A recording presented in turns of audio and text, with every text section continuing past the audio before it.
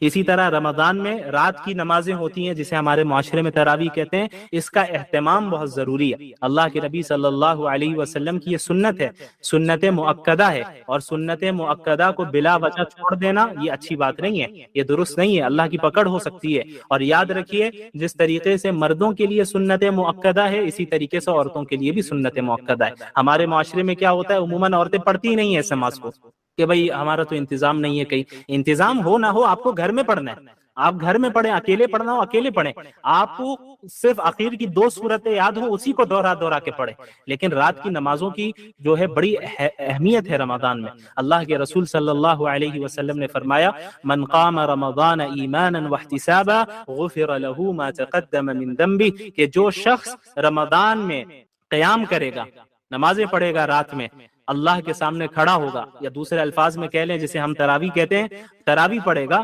اور ایمان کے ساتھ پڑھے گا اور اجر کی امید رکھتے ہوئے پڑھے گا، تو اللہ رب العالمین اس کے تمام گناہوں کو معاف کر دے گا۔ تو روزے کی بھی یہ فضیلت اور قیام اللیل کی بھی یہ فضیلت، کتنی بڑی فضیلت، لیکن بڑے افسوس کی بات ہے ہمارے معاشرے میں چند افراد ایسے ہیں جو امت کو اللہ سے نہیں جوڑتے ہیں، امت کو وہ توڑنا چاہتے ہیں۔ اسی لیے آپ دیکھتے ہیں کہ جیسے رمضان کا مہینہ آیا فوراً لڑائیاں شروع ہو گئی، تراویح 8 رکعت یا 20 رکعت، 20 رکعت بدعتی، 8 رکعت بدعتی۔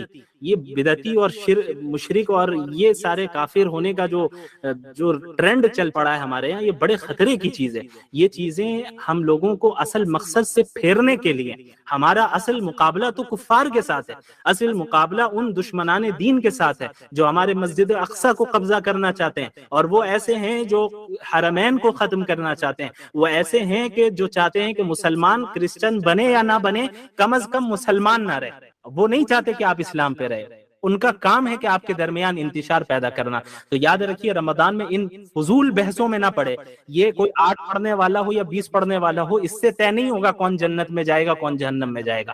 جنت اور جہنم کا مدار صحیح عقیدے اور اعمال صالحہ پر ہے، صحیح عقائد اور اعمال صالحہ پہ۔ باقی جو سب ایشوز ہوتے ہیں، اسلام کے جو فروعی مسائل ہوتے ہیں، سب ایشوز ہوتے ہیں، اس میں علماء کے درمیان اختلاف ہوتے ہیں، اس میں اختلاف کی گنجائش رکھنی چاہیے۔ اس کا سب سے اچھا حل یہ ہے کہ اگر آپ 8 ایسے اسکول آف تھاٹ سے تعلق رکھتے ہیں جس میں تراویح کی نماز 8 ہی رکعت ہے اور تراویح تہجد ایک ہی کو مانتے ہیں، ٹھیک ہے آپ اس پہ عمل کریں۔ اگر آپ اس پہ عمل کر رہے ہیں تو کوئی کافر اور مشرک نہیں ہو جائے گا، یہ آپ کے طریقہ استدلال ہے، آپ کے پاس اپنی کوئی دلیل ہوگی، لیکن جو 20 پڑھ رہے ہیں ان کو آپ پریشان کرنے لگ جائیں تو یہ طریقہ غلط ہے۔ اسی طرح اگر آپ کوئی ایسے اسکول آف تھاٹ سے تعلق رکھتے ہیں جس کے نزدیک 20 رکعت پڑھنا تراویح یہ مشروع ہے، یہ مسنون طریقہ ہے، اور پھر تہجد کی نماز الگ ہے، تو ٹھیک ہے آپ اس پہ عمل کریں، آپ کے پاس یقیناً آپ کی اپنی دلیل ہے اور کتاب و سنت سے اور سلف صالحین سے ہی آپ کی دلیل ہے، آپ اس پہ عمل کریں۔ لیکن جو 8 کا قائل ہے اب انہیں مشرک اور بدعتی قرار دینے لگ جائیں تو پھر یہ طریقہ بھی صحیح نہیں ہے، چونکہ یہ مسئلہ بھی کیا ہے،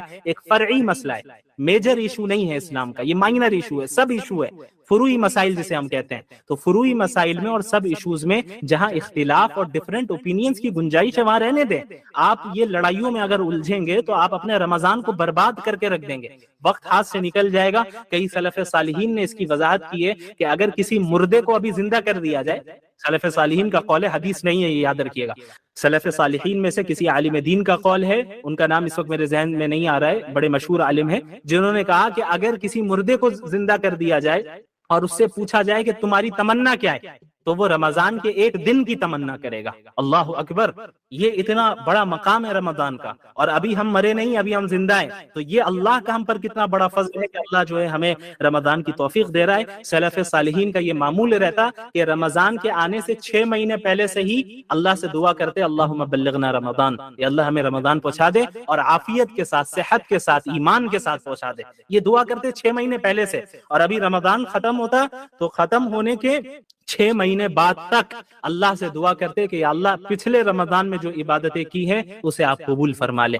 یہ طریقہ ہمارے سلف صالحین کا رہا، ہمارے علماء کا رہا، اکابر علماء امت کا رہا، یہ طریقہ صحابہ کرام کا رہا، یہ طریقہ اللہ کے رسول صلی اللہ علیہ وسلم کا رہا، اور اللہ کے احکامات کو زیادہ سے زیادہ فالو کرنے کی کوشش کرتے ہیں، نوافل کی کثرت کرتے ہیں، اذکار کی کثرت کرتے ہیں۔ اور رمضان میں یاد رکھیے صرف روزہ اور تراویح یہی 2 عمل نہیں ہیں، کہ عام دنوں میں رات کے آخری حصے میں اللہ رب العالمین بندوں کی طرف متوجہ ہوتا ہے اور کیا کہتا ہے، کوئی ہے پکارنے والا جو مجھے پکارے تو میں اسے دوں، کوئی ہے رزق مانگنے والا میں اسے رزق دوں، کوئی ہے مغفرت طلب کرنے والا میں اسے معاف کروں۔ یہ ہر رات ہوتا ہے، رمضان میں نہیں، ہر رات ہوتا ہے۔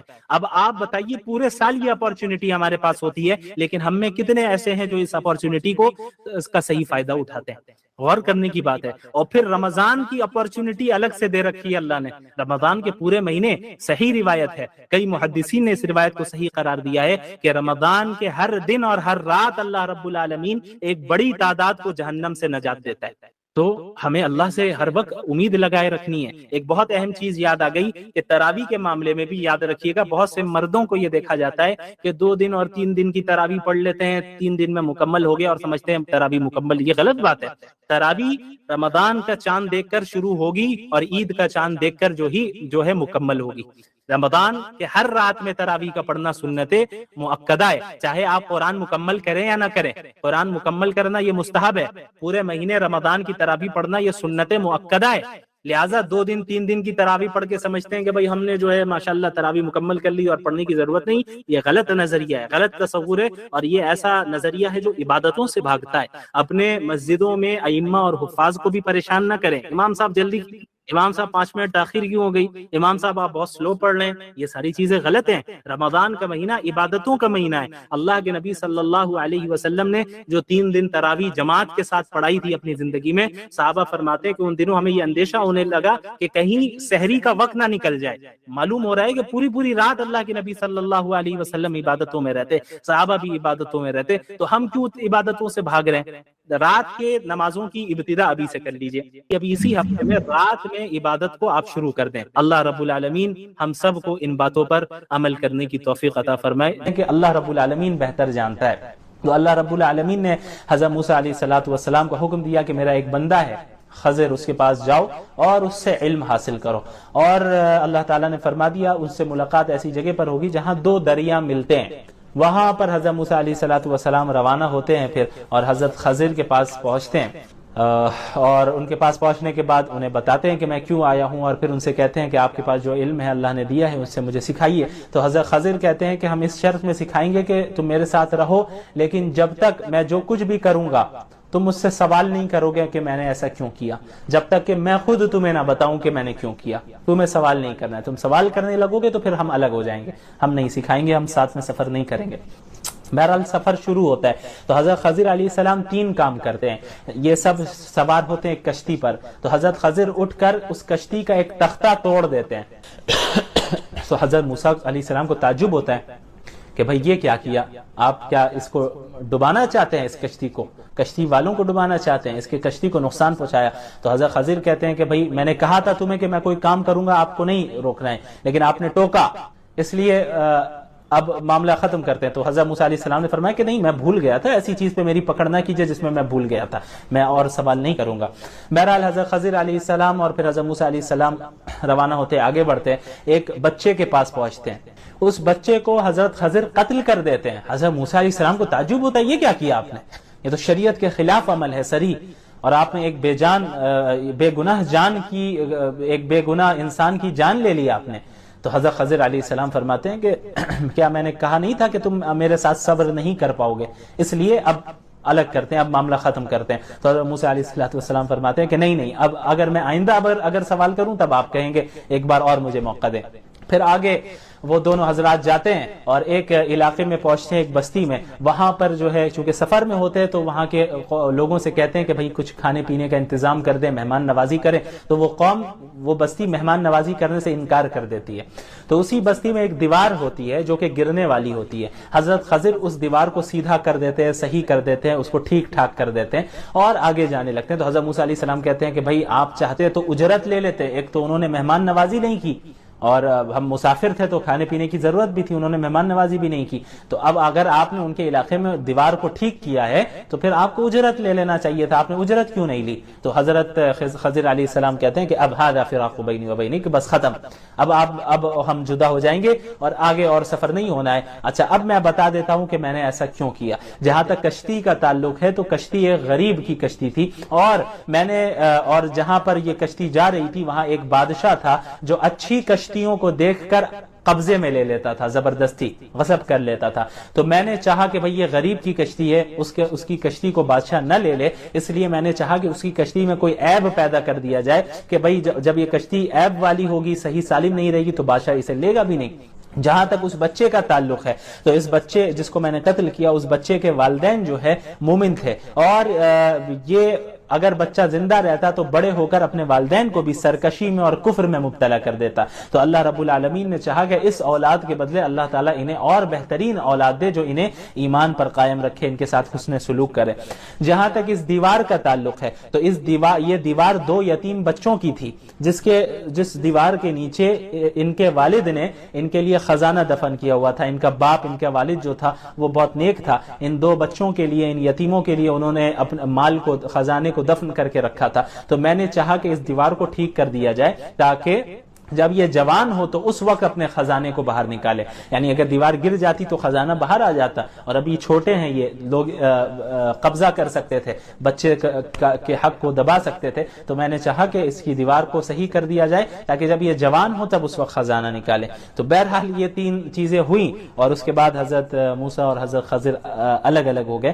حضرت خضر علیہ السلام کے متعلق بعض علماء کہتے ہیں کہ وہ بھی نبی تھے، اور بعض کہتے ہیں کہ وہ نبی نہیں تھے. بہرحال اللہ تعالیٰ نے حضرت خضر علیہ السلام کو تکوینی علم دیا تھا، حضرت موسیٰ علیہ السلام کو تشریعی علم دیا تھا، شریعت کا علم، اور حضرت خضر علیہ السلام کو تکوینی علم دیا تھا، کائنات کی سسٹم کا علم دیا تھا.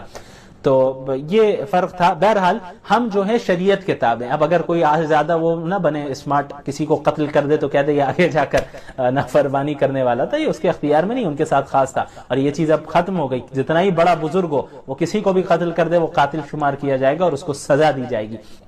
یہ ہماری شریعت میں یہی ہے. تو ہم شریعت کے تابع ہیں، یہ بات ذہن میں رہے.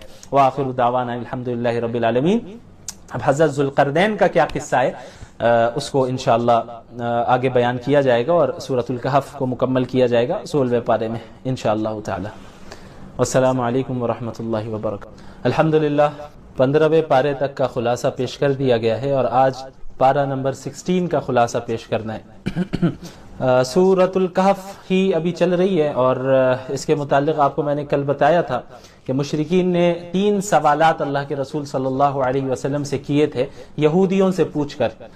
سب سے پہلا سوال تھا کہ روح کیا ہے، روح کے بارے میں بتائیں، جس کا ذکر سورہ بنی اسرائیل میں گزر چکا ہے، کل ہی گزرا ہے.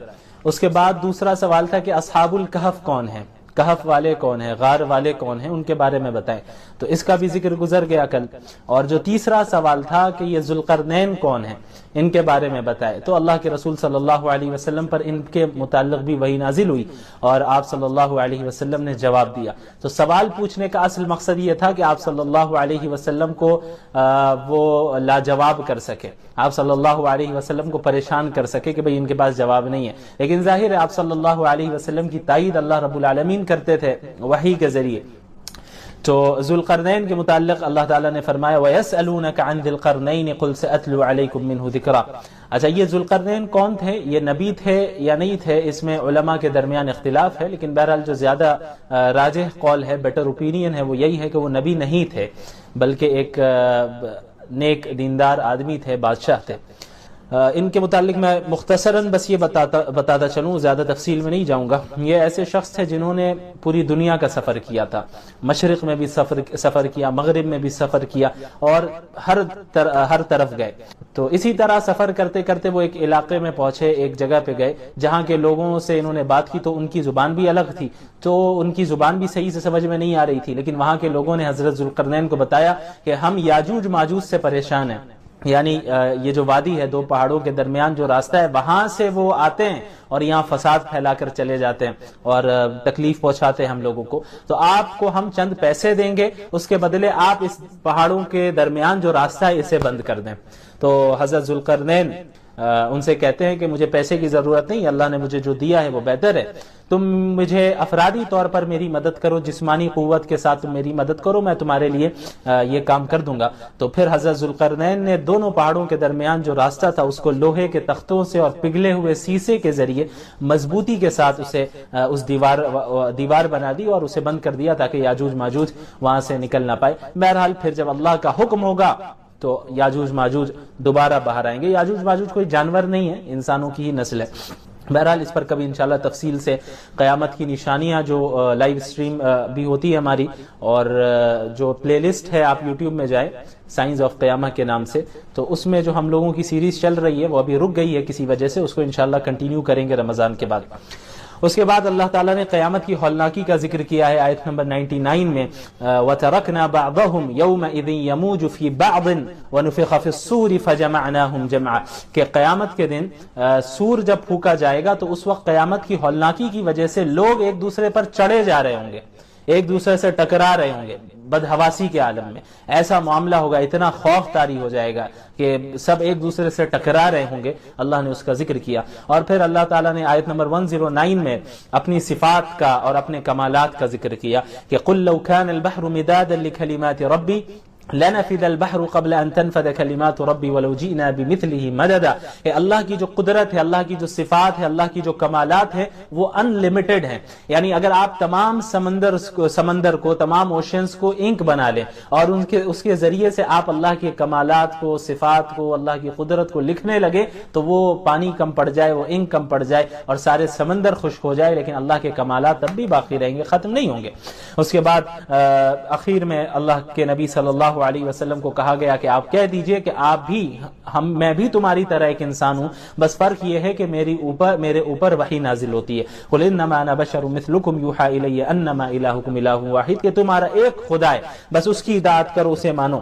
فمن کان یرجو لقاء ربی، تو اب جو کوئی مومن ہے، اللہ سے ملاقات کی وہ امید رکھتا ہے اور یقین رکھتا ہے، اسے چاہیے کہ فَلْيَعْمَلْ عَمَلًا صَالِحًا، کہ نیک اعمال کرتا رہے کنسسٹنسی کے ساتھ، وَلَا يُشْرِكْ بِعِبَادَةِ رَبِّهِ أَحَدًا، اور عبادت میں اللہ رب العالمین کی عبادت میں کسی اور کو شریک نہ ٹھہرائے، شرک نہ کرے، یعنی ایمان بھی صحیح ہو اس کا، عقائد بھی اس کے صحیح ہو، اور جو اعمال ہوں وہ بھی شریعت کے مطابق ہو اور اچھی نیت کے ساتھ ہو، تو ایسا شخص انشاءاللہ کامیاب ہوگا۔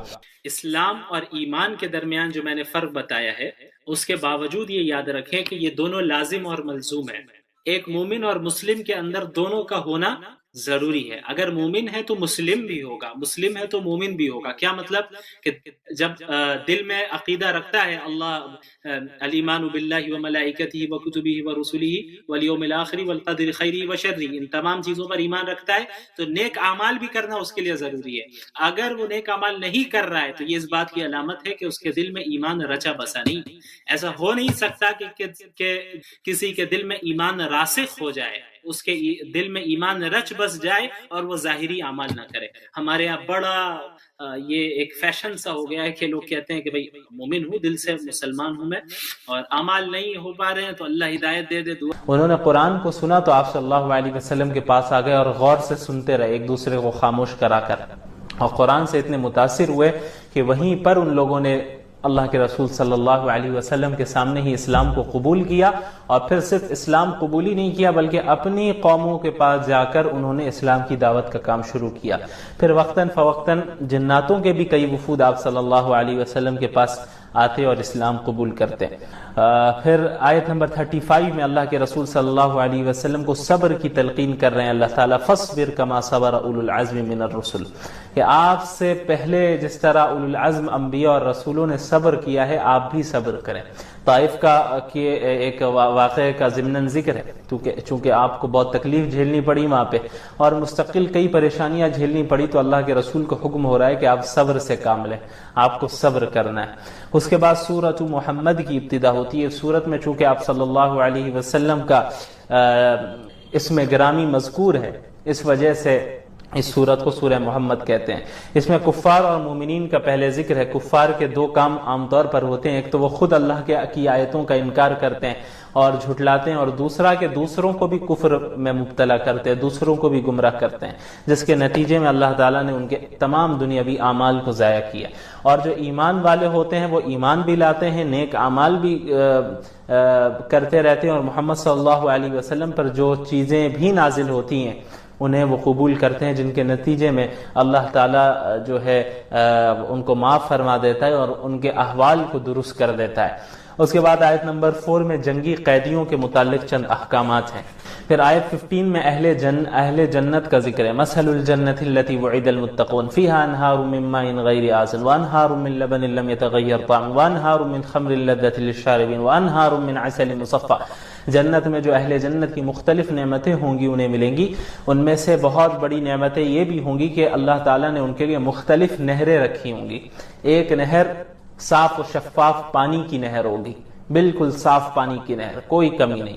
اس کے بعد جو ہے وَأَنْهَارٌ مِّن لَبَنٍ لَمْ يَتَغَيَّرْ طَعْمُهُ، اور ایک نہر جنت میں دودھ کی نہر ہوگی، ایسی نہر ہوگی، ایسا دودھ ہوگا جس کا ٹیسٹ کبھی چینج نہیں ہوگا۔ آپ صبح سے لے کر شام تک ایک گلاس دودھ کا باہر رکھ لیں، وہ دودھ خراب ہو جائے گا، اس کا ٹیسٹ بدل جائے گا، اس دنیا میں ٹیسٹ بدل جائے گا، ذائقہ بدل جائے گا۔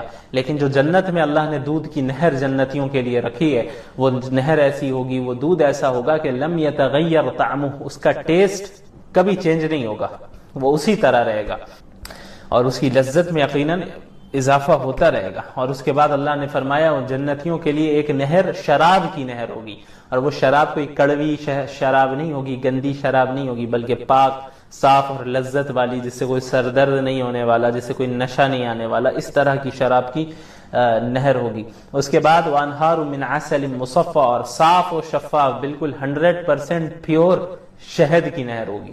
دنیا میں تو پیور شہد بھی ملنا بڑا مسئلہ ہے، ملاوٹ اتنی ہے ہمارے یہاں۔ اللہ نے فرمایا کہ وانہار من عسل مصفى، بالکل صاف و شفاف شہد کی نہر ہوگی۔ اس کے بعد کئی ساری نعمتوں کا ذکر ہے۔ پھر منافقین اور مومنین کا ذکر ہے۔ وَيَقُولُ الَّذِينَ، آیت نمبر 20 میں وَيَقُولُ الَّذِينَ آمَنُوا لَوْلَا نُزِّلَتْ سُورَةٌ فَإِذَا أُنزِلَتْ سُورَةٌ مُحْكَمَةٌ وَذُكِرَ فِيهَا الْقِتَالُ رَأَيْتَ الَّذِينَ إِلَى آخِرِ الآیہ۔ اس میں ہوا یہ کہ آپ صلی اللہ علیہ وسلم کے پاس جو مخلصین صحابہ کرام تھے، وہ آپ صلی اللہ علیہ وسلم سے اتنی محبت کرتے، دین سے اتنی محبت کرتے کہ وہ انتظار میں رہتے کہ اللہ کی طرف سے کوئی حکم آئے دشمنوں سے، ظالموں سے قتال کرنے کا، ہم لڑ کر اپنی جان قربان کر دیں گے۔ تو مومنین اس انتظار میں رہتے تھے کہ کوئی صورت نازل ہو جائے، اللہ کی طرف سے کوئی حکم آ جائے کہ جو مشرکین ہم پہ ظلم کر رہے ہیں، یہ جو ظالم ہیں، ان سے بدلہ ہم بھی لیں، ہم بھی جہاد و قتال کریں۔ تو ان کے دیکھا دیکھی منافقین بھی کہہ دیا کرتے تھے کہ ہاں ہاں بھائی ہونا چاہیے، کیونکہ انہیں تو مسلمان بننا تھا ظاہری طور پہ۔ لیکن جب حقیقت میں جہاد و قتال کا حکم نازل ہو جاتا اور اللہ کی طرف سے کوئی ایسی صورت یا آیت نازل ہو جاتی جس میں حکم دے دیا جاتا کہ اب آپ جہاد و قتال کریں ان ظالموں کے ساتھ، تو پھر جو منافقین ہوتے ہیں تو ان کی حالت ایسی ہو جاتی کہ اللہ تعالیٰ نے فرمایا کہ آپ کی طرف ایسے دیکھتے ہیں جیسے ان پر جو ہے غشی طاری ہونے والی ہے، خوف کا یہ عالم، ڈر کا یہ عالم ان کے اوپر اس طرح طاری ہو جاتا ہے، یہ حالت ان پر طاری ہو جاتی ہے کہ یہ گویا کہ ابھی بھیوش ہو کر گر جائیں گے۔ یعنی مومنین کے سامنے تو کہتے کہ ہاں ہونا چاہیے، ہم بھی انتظار میں، اور جب حقیقت میں نازل ہو جائے تو پھر موت کے ڈر سے جو ہے ان کی حالت ٹائٹ ہو جاتی ہے۔ اس کے بعد آیت 32 میں ذکر ہے کفار کے لیے وعید ان الذین کفروا وصدوا عن سبیل اللہ، جنہوں نے کفر کیا اور اللہ کے راستے سے لوگوں کو روکا اور اللہ کے رسول کی مخالفت کی ہے، وہ اللہ کا کوئی نقصان نہیں پہنچا سکتے، اللہ تعالیٰ ان کے اعمال کو ضائع کر دے گا۔ اس کے بعد اس سورت کے آخر میں اللہ نے صدقہ کرنے کا، مال خرچ کرنے کا حکم دیا، اور پھر فرما دیا کہ اللہ کو تمہارے مال کی ضرورت نہیں ہے، یعنی تم جو صدقہ کرو گے اس سے تم اللہ کو کوئی فائدہ نہیں پہنچا رہے ہو، اپنے آپ کو فائدہ پہنچا رہے ہو۔ اور اگر تم نہیں بھی کرو گے مال خرچ، اور یاد رکھو تم سب اللہ کے محتاج اور اللہ غنی ہے، اور اگر تم نہیں بھی کرو گے، تم اس دین سے پھر بھی جاؤ گے، یستبدل قوما غیرکم، اللہ تم لوگوں کے سوا کسی اور کو کھڑا کر دے گا، دوسری قوموں کو لے آئے گا جو اللہ سے محبت کرنے والے ہوں گے اور تمہارے طرح نہیں ہوں گے وہ لوگ۔ اس کے بعد سورۃ الفتح کی ابتدا ہوتی ہے۔ سورت میں فتح مکہ کا ذکر ہے، اس لیے سورت کا نام فتح رکھا گیا، انا فتحنا لک فتحا مبینا۔ نبی کریم صلی اللہ علیہ وسلم نے ایک مرتبہ خواب دیکھا کہ آپ صلی اللہ علیہ وسلم صحابہ کرام کے ساتھ عمرہ کر رہے ہیں، تو نبی کا خواب بھی جو ہے وہی ہوتا ہے، میں نے بتایا تھا۔ تو آپ صلی اللہ علیہ وسلم اور صحابہ کرام بہت خوش ہو گئے، کیونکہ کئی سالوں سے انہوں نے مکہ کو نہیں دیکھا، خصوصاً کعبے سے اتنی محبت ہے، لیکن مجبوراً ہجرت کرنی پڑی، مدینے میں رہ رہے ہیں، انہیں اپنے وطن کی یاد آ رہی ہے۔ اور جب یہ خواب آپ نے دیکھا تو آپ صلی اللہ علیہ وسلم بھی کافی خوش ہو گئے اور مسلمان بھی کافی خوش ہو گئے۔ تو سن 6 ہجری میں آپ صلی اللہ علیہ وسلم نے صحابہ کی جماعت کے ساتھ عمرے کی نیت سے روانگی کی، اور جب وہ روانہ ہو گئے مدینے سے تو جو منافقین تھے وہ الگ الگ ہیلے بہانے پیش کرنے لگے، جیسا کرتے رہے۔ بہرحال یہ صحابہ کرام پہنچے مقام حدیبیہ پہ، حدیبیہ نامی جگہ پر صحابہ کرام اور اللہ کے رسول صلی اللہ علیہ وسلم پہنچتے ہیں۔ وہاں پر حدیبیہ مکہ سے قریب ہے، وہاں پر جو ہے مشرکین انہیں روک لیتے ہیں کہ آپ کو مکہ میں انٹر کرنے ہم نہیں دیں گے، انٹر ہونے کا کوئی سوال نہیں ہے۔ وہ بھی سمجھ رہے تھے کہ بھئی کہیں ہم سے لڑیں نہیں۔ تو آپ صلی اللہ علیہ وسلم نے حضرت عثمان کو بھیجا رضی اللہ عنہ کہ آپ جائیں مکہ اور ان سے کہیں کہ یہ جو صحابہ کی جماعت آئی ہے یہ قتال کے لیے، لڑنے کے لیے، جنگ کے لیے نہیں آئی ہے، بلکہ یہ محض عمرہ کریں گے یہ لوگ، اور عمرہ کر کے واپس چلے جائیں گے۔ لیکن وہ تیار نہیں ہوئے اور حضرت عثمان کو انہوں نے وہیں پہ روک لیا۔ تو جب حضرت عثمان کو وہیں پہ روک لیا اور حضرت عثمان واپس نہیں آ پائے یہاں پر، تو یہاں افواہ اڑ گئی کہ حضرت عثمان کو علیاذ باللہ جو ہے مشرکین نے قتل کر دیا، انہیں شہید کر دیا۔ تو اللہ کے رسول صلی اللہ علیہ وسلم نے تمام صحابہ سے بیعت لی، ایک درخت کے نیچے بیعت لی، اور بیعت اس بات پر لی کہ حضرت عثمان کو جس طرح شہید کیا گیا ہے ان کا بدلہ ہم لے کر ہی جائیں گے یہاں سے، حضرت عثمان کے خون کا بدلہ لیے بغیر نہیں جائیں گے۔ تو صحابہ کرام نے موت پر بیعت کی آپ صلی اللہ علیہ وسلم کے ہاتھوں پر۔ تو اس بیعت کو بیعت حدیبیہ بھی کہتے ہیں اور اس بیعت کو بیعت رضوان بھی کہتے ہیں۔ رضوان اس لیے کہتے ہیں چونکہ اس بیعت کرنے والوں کے لیے اللہ تعالیٰ کی رضامندی نے، اللہ تعالیٰ نے اپنی رضامندی کا ان کے لیے اعلان کیا۔ بہرحال پھر آپس میں معاہدہ ہوا، بعد میں پتہ چل گیا کہ حضرت عثمان شہید نہیں ہوئے، اور اس کے بعد معاہدہ ہوا مشرکین اور مسلمانوں کے درمیان کہ ہم ایک ایگریمنٹ کر لیتے، صلح کر لیتے، امن و امان قائم رکھیں گے، نہ ہم آپ پر حملہ کریں گے نہ آپ ہم پر حملہ کریں گے، اور ہماری جو جتنے قبیلے وہ ہوں گے جو ہمارے ساتھ ہیں ان قبائل پر بھی آپ حملہ نہیں کریں گے، اور جو مختلف قبائل مسلمانوں کے ساتھ ہوں گے ہم ان پر بھی حملہ نہیں کریں گے اور سپورٹ بھی نہیں کریں گے، اور یہ ہمارا رہے گا مرحلہ۔ اور کئی شرائط ایسی جو ہیں انہوں نے لگائی جہاں پہ مسلمانوں کو دب کر تھوڑا سا صلح کر لینی پڑی۔ مثلا مشرکین نے ایک شرط یہ بھی لگائی کہ دیکھیں مکہ سے کوئی کافر مسلمان ہو کر آپ کے پاس بھاگ کر جاتا ہے مدینہ تو آپ کو اسے ہمارے پاس لوٹانا ہوگا، آپ اسے نہیں رکھ سکتے۔ ہاں کوئی مسلمان اگر کافر ہو کر ہمارے یہاں آ جاتا ہے تو پھر ہم اسے واپس نہیں کریں گے۔ تو اللہ تعالیٰ کے نبی صلی اللہ علیہ وسلم نے اسے بھی قبول کیا، تو مسلمانوں پر یہ ایک آزمائش بھی تھی، لیکن اللہ تعالیٰ نے اس کے ذریعے اللہ تعالیٰ نے اعلان کیا اِنَّا فَتَحْنَا لَكَ فَتْحًا مُبِينًا کہ ہم نے آپ کو کھلی ہوئی جیت دی ہے۔ اب وہ فتح کیسے ہوئی آپ دیکھیں، اگر صلح حدیبیہ کا معاملہ نہ پیش آیا ہوتا تو فتح مکہ جس طریقے سے مکہ فتح ہوا ہے اس طرح نہیں ہو پاتا۔ اور پھر صلح حدیبیہ سن 6 ہجری میں اور سن 8 ہجری میں فتح مکہ ہے، یعنی 2 سال کا گیپ ہے۔ تو ان 2 سالوں کے اندر چونکہ اب مشرکین اور مسلمانوں کے درمیان صلح ہو گئی تھی تو مشرکین اور مسلمانوں کا آپس میں ملنا جلنا، آنا جانا، یہ ساری صورتحال رہی، تو ایک جو دوری تھی مشرکین اور مسلمانوں کے درمیان وہ دوری اس صلح کی وجہ سے ختم ہو گئی۔ تو مشرکین نے مسلمانوں کے اخلاق کو دیکھا، ان کے آداب کو دیکھا، ان کے عقائد کو، ان کے اعمال کو جانا، قریب سے سمجھا، آپ صلی اللہ علیہ وسلم کو بھی دیکھا۔ تو یہ جو 6 سے 8 یعنی 2 سال کا جو وقفہ ہے، 2 سال کی جو مدت ہے، ان 2 سالوں میں اتنے لوگوں نے اسلام قبول کیا جتنا پہلے کی مدت میں اتنے لوگوں نے اسلام قبول نہیں کیا تھا۔ صرف ان 2 سالوں کے اندر اتنی زیادہ بڑی تعداد نے اسلام قبول کیا۔ اور پھر سن 8 ہجری میں مشرکین نے ہی معاہدے کی خلاف ورزی کی تو اللہ تعالیٰ نے حکم دیا کہ بھئی آپ مکے پر چڑھائی کیجئے، تو پھر آپ صلی اللہ علیہ وسلم نے مکہ فتح کیا بغیر لڑے۔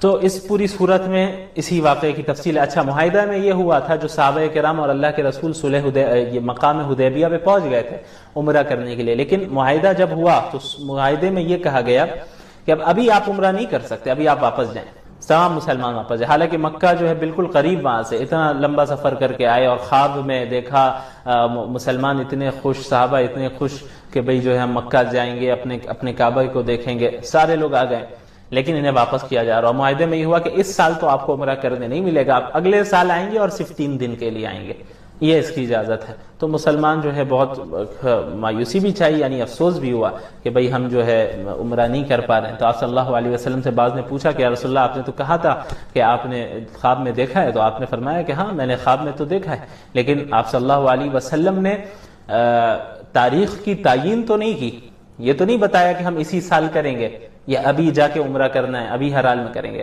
اللہ کے نبی نے خواب دیکھا کہ عمرہ کر رہے ہیں، اس کی تعیین خواب میں نہیں تھی کہ کس سال کرنے والے ہیں۔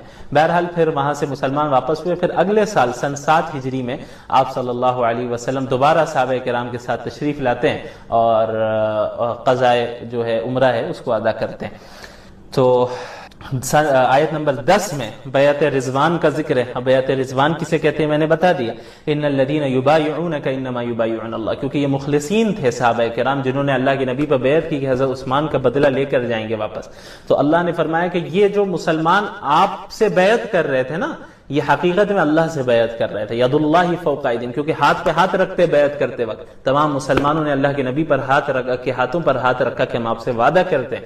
تو اللہ نے فرمایا ید اللہ فوق ایدیہم، اللہ کا ہاتھ ان سب کے ہاتھوں کے اوپر تھا۔ کیا مطلب؟ اللہ کی قدرت، اللہ کی نصرت، اللہ کی مدد ان سب کے ساتھ تھی۔ پھر آیت نمبر 11 میں منافقین کا ذکر ہے، سیقول لک المخلفون من الاعراب شغلتنا اموالنا، جو منافقین کا رویہ رہا ہر جنگ میں۔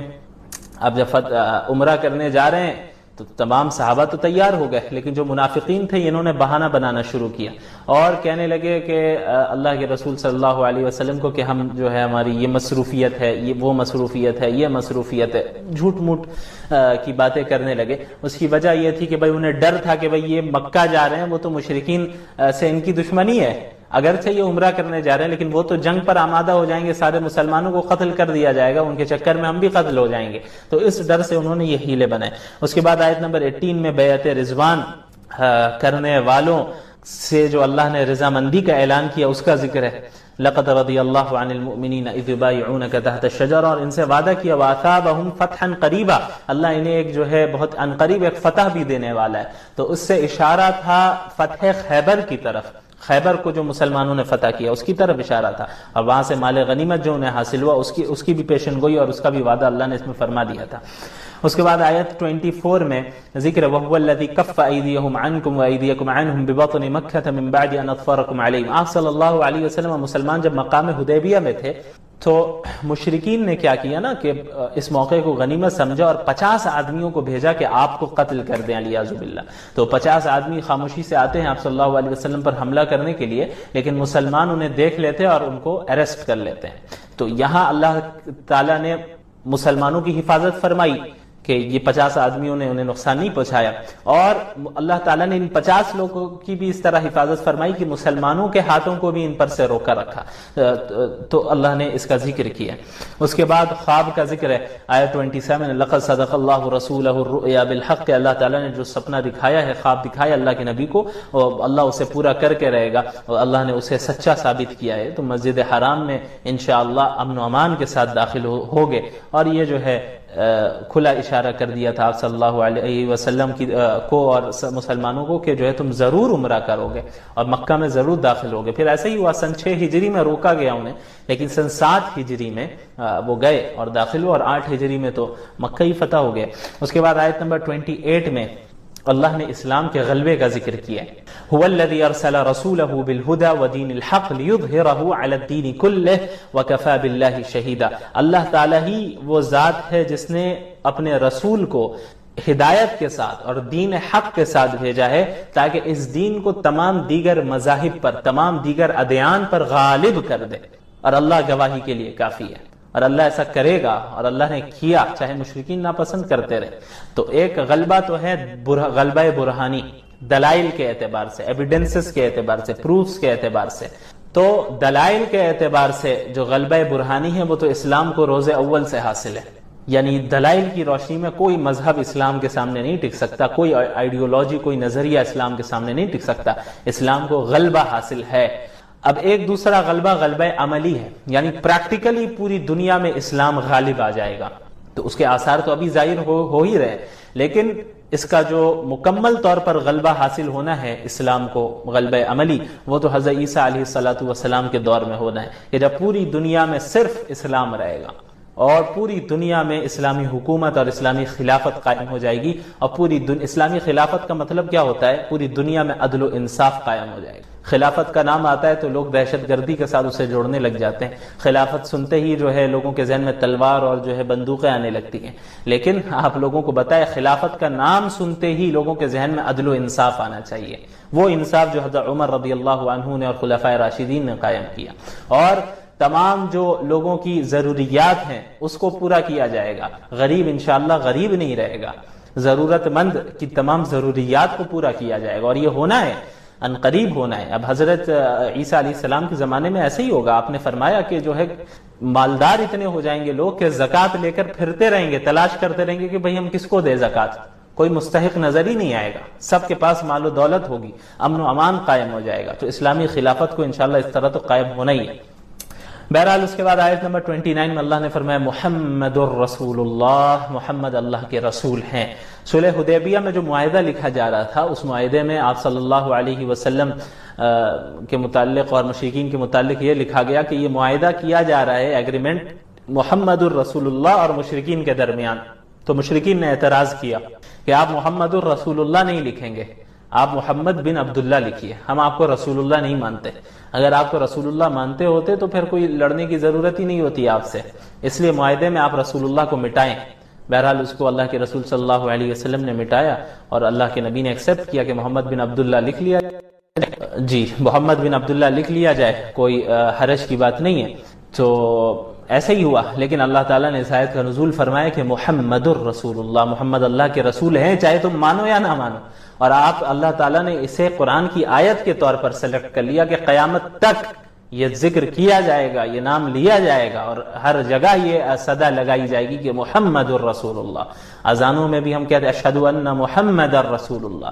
لاؤڈ اسپیکر پہ کہیں یا ایسے ہی کہیں، ابھی بڑے مسائل چل رہے ہیں اذان کو لے کر. بہرحال وہ لاؤڈ اسپیکر بند کر دیں، کچھ بھی بند کر دیں، یہ صدا تو گونجتی رہے گی، وہ چاہے یا نہ چاہے. یریدون ان یطفئوا نور اللہ بافواہہم، وہ چاہتے ہیں کہ اللہ کی جو ہے اللہ کی روشنی کو، اللہ کے نور کو اپنے منہ سے پھونک کر بجھا دے. ایسا نہیں ہونے والا. اللہ تعالیٰ تو اپنے نور کو مکمل کر کے رہے گا، چاہے یہ جو ہے مشرکین ناپسند کرتے رہے، چاہے یہ جو حکومت ہے بی جے پی کی یہ ناپسند کرتی رہے، چاہے یہ جو RSS کی جو تنظیم ہے یہ ناپسند کرتی رہے، اسرائیل ناپسند کرتا رہے، کوئی فرق نہیں پڑنے والا. اسلام غالب آئے گا اور ہر جگہ یہ صدا بلند ہوگی انشاءاللہ. ہر گھر میں یہ صدا بلند ہوگی، لا الہ الا اللہ محمد الرسول اللہ. اس کے بعد آیت نمبر 29 میں صحابہ کرام کی صفات کا ذکر ہے کہ وہ کس طرح مومنین کے ساتھ نرم ہیں اور پھر مشرکین کے جو اسلام سے ٹکراتے ہیں، دشمن ہیں، اسلام کی مخالفت کرتے ہیں، ان کے سامنے سخت ہیں اور کس طرح وہ رکوع اور سجدے کرتے ہیں. بہرحال ان کے فضائل ذکر کیے گئے. سورۃ الحجرات کی ابتدا ہوتی ہے. حجرات کمروں کو کہتے ہیں، چونکہ اس میں مسلمانوں کو یہ حکم دیا گیا کہ آپ صلی اللہ علیہ وسلم کے کمرے کے باہر سے آواز دے کر جو ہے انہیں نہ پکارو. آپ صلی اللہ علیہ وسلم کو آواز دے کر، کمرے کے باہر سے آواز دے کر نہ بلاؤ، یہ ادب کے خلاف ہے. اس وجہ سے اس سورت کو سورۃ الحجرات کہتے ہیں. شروع میں حکم ہے یا ایھا الذین آمنوا لا تقدموا بین یدی اللہ ورسولہ واتقوا اللہ. اس میں مسلمانوں کو یہ بھی بتا دیا گیا کہ مسلمانوں، اللہ کے رسول صلی اللہ علیہ وسلم جن چیزوں میں تم سے مشورہ طلب بھی نہ کرے تو اس میں آگے بڑھ چڑھ کر زبردستی آپ سے بحث کرنا اور آپ کو خامخواہ مشورے دینا، یہ بھی خلاف ادب ہے. ایسا نہ کیا کرو. اور آپ صلی اللہ علیہ وسلم کے سامنے اپنی آواز پست رکھو، آواز نیچی رکھو، ان کے سامنے اپنی آواز بلند نہ کرو، یہ بھی ادب کے خلاف ہے. تو جس طرح آپ کی دنیاوی زندگی کی حالت میں بھی یہ حکم تھا، یہ حکم آج بھی ہے. جو بھی مسجد نبوی میں جائے وہاں پہ اس کا لحاظ رکھنا ہوگا کہ مسجد میں خواہ کا اس طرح وہ شور نہ کرے. خصوصاً مسجد نبوی میں آپ صلی اللہ علیہ وسلم جس مسجد کے پاس مدفون ہے وہاں پر ان کی قبر اطہر کے پاس جو ہے خصوصاً آواز کو بلند نہ کرے، اس کا لحاظ رکھنا ضروری ہے. اس کے بعد اس صورت میں معاشرت کے متعلق بھی بہت سے آداب ہیں. یا ایھا الذین آمنوا لا یسخر قوم من قوم عسى ان یکونوا خیرا منهم، کہ اے مسلمانوں تم میں سے کوئی ایک دوسرے کا مذاق نہ اڑائے. ممکن ہے کہ تم جس کا مذاق اڑا رہے ہو وہ اللہ کے نزدیک تم سے بہتر ہو. اسی طرح کوئی عورت کسی دوسری عورت کا مذاق نہ اڑائے. ہو سکتا ہے جس کا مذاق تم اڑا رہی ہو وہ عورت اللہ کے نزدیک زیادہ بہتر ہو، اور کوئی کسی کو برے القاب سے نہ پکارے. ہم فوراً کسی کو لقب دے دیتے ہیں یا کسی ایسا نام دے دیتے ہیں کسی کو, مذاق اڑاتے ہیں. مثلا کوئی جسمانی اعتبار سے فزیکلی وہ موٹا ہے تو ہم اسے موٹا کہہ کر پکارتے ہیں یا کچھ اور نام دے دیتے ہیں. کوئی ہائٹ میں کم ہے تو ہم اس کا مذاق اڑاتے ہیں. کوئی زیادہ پتلا ہے تو ہم اس کا مذاق اڑاتے ہیں. کوئی کالا ہوتا ہے تو علیاذ باللہ یہ مشرکین کی روش جو ہمارے اندر بھی آ گئی کہ ہم رنگ کی بنیاد پر بھی جو ہے ریسزم کے شکار ہو جاتے ہیں. تو یہ وہ ساری چیز ہیں جس کی ممانعت اس صورت میں موجود ہے کہ کسی کو برے القاب سے نہ پکارو اور کسی کو جو ہے تم کسی کا مذاق نہ اڑاؤ, یعنی کوئی ایسا کام نہ کرو جس سے کسی دوسرے کو تکلیف ہو. ممکن ہے کہ وہ دوسرا مسلمان اللہ کے نزدیک تم سے بہتر ہو. اور اس میں غیبت کرنا اور تجسس کرنے کی بھی برائی بیان کی گئی ہے. تجسس نہ کرو, ٹوہ میں نہ رہو, فلاں شخص کیا کر رہا ہے ذرا دیکھو یہ کیا کر رہا ہے, کس سے بات کر رہا ہے, اس کے موبائل کو چیک کرو. یعنی کسی کے پرائیویسی میں دخل اندازی کرنے کی اجازت شریعت نے نہیں دی. تجسس کرنے کی اجازت